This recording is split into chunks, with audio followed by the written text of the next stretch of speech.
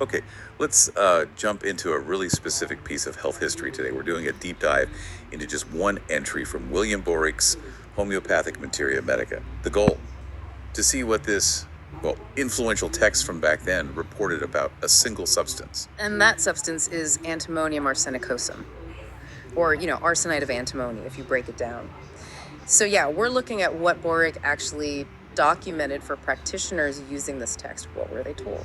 It really is like opening a little window onto how symptoms and substances were connected in that tradition, is it? Mm. So, what's the first big area the text points to for antimonium arsenicosum?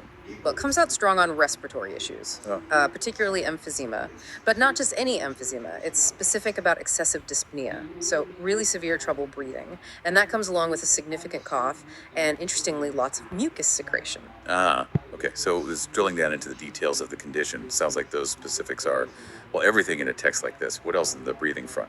It also flags catarrhal pneumonia associated with influenza.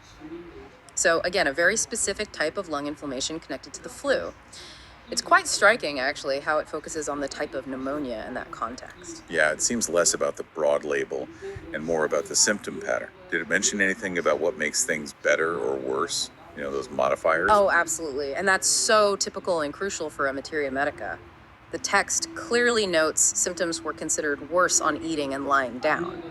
That kind of positional or environmental factor is really key in this system for matching the substance. Right, worse on eating or lying down. It adds such a specific layer. Did the text link this substance beyond just the lungs? It definitely did. The focus sort of expands out from the lungs. It mentions impacts on the heart and circulation, myocarditis, and cardiac weakness. So, issues with the heart muscle itself and its overall function. And then it gets even more specific about the serous membranes, those thin linings. Serous membranes, like the pleura, pleurisy. Exactly. Spot on. It mentions pleurisy, especially of left side, with exudation. So, inflammation of that lung lining, specifically noted on the left, and critically, with fluid buildup. That's the exudation part.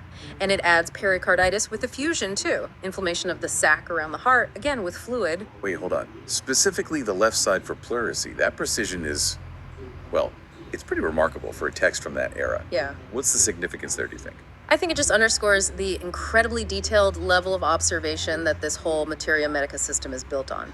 Practitioners were trained to look for these highly specific signs, not just is it pleurisy, but where, and is there fluid.